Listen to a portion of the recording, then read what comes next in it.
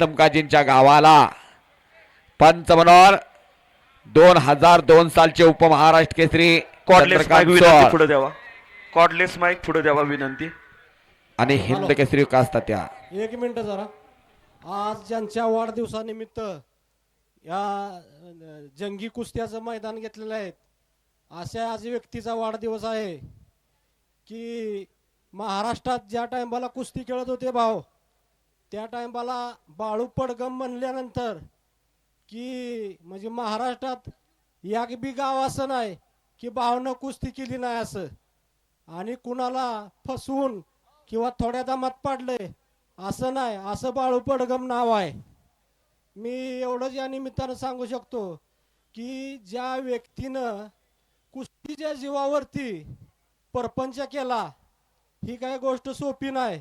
आज उस्मानाबाद जिल्ह्यातनं येऊन कंडारी गावातनं येऊन कोल्हापूर असेल जरी त्यांची जन्मभूमी कंडारी असेल तर त्यांची कर्मभूमी सातारा आहे.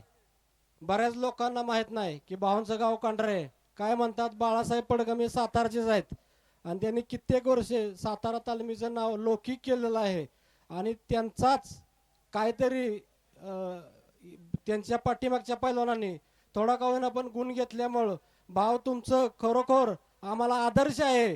पैलवान होयाचं पैलवान की झाल्यानंतर व्यवसाय कसा करायचा आणि समाजात कसं राहायचं ही खरं तर बाळासाहेब पडगम भावांचं उदाहरण घेतलं पाहिजे.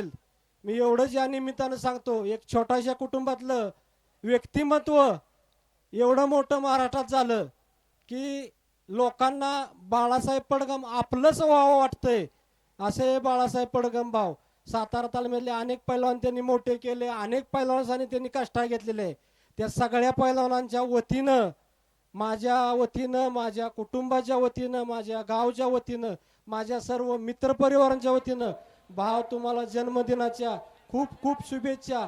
तुमच्या आयुष्यात हितून मोर तुमचं जी काय आहे कामधेनू किंवा तुमच्या अपेक्षा कांक्षा सगळं काही पूर्ण व्हाव्यात अशा मी बजरंगबलीला प्रार्थना करतो आणि तुम्हाला आशीर्वाद द्यावा या निमित्त सांगतो. आणि तुमचा खरं जर म्हणायचं म्हणलं तर सातारा तालीम संघात ही जागृत देवस्थान आहे. जिथं तो प्रामाणिक कष्ट करून राहिला त्याला त्या लाल मातीनं एवढं दिलं म्हणजे आम्ही सगळंच पैलवान असेल. आम्ही जर पैलवान होया जर सातारा तालमीत किंवा कुठल्या तालमीत आलो नसतो तर आज आम्ही आमच्या 2-4 जर्श्या गाया किंवा 2-4 म्हशी असते. आमची लायकी आमची लेवलच होती. पण या लाल मातीनं आम्हाला एवढ्या उंचावर नेलं की आम्हाला न सांगण्या इतकं उंचावर नेलेलं आहे.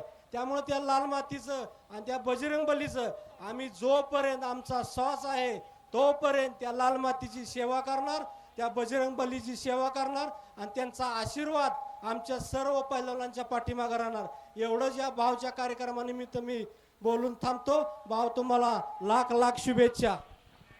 थँक्यू, अभिनंदन.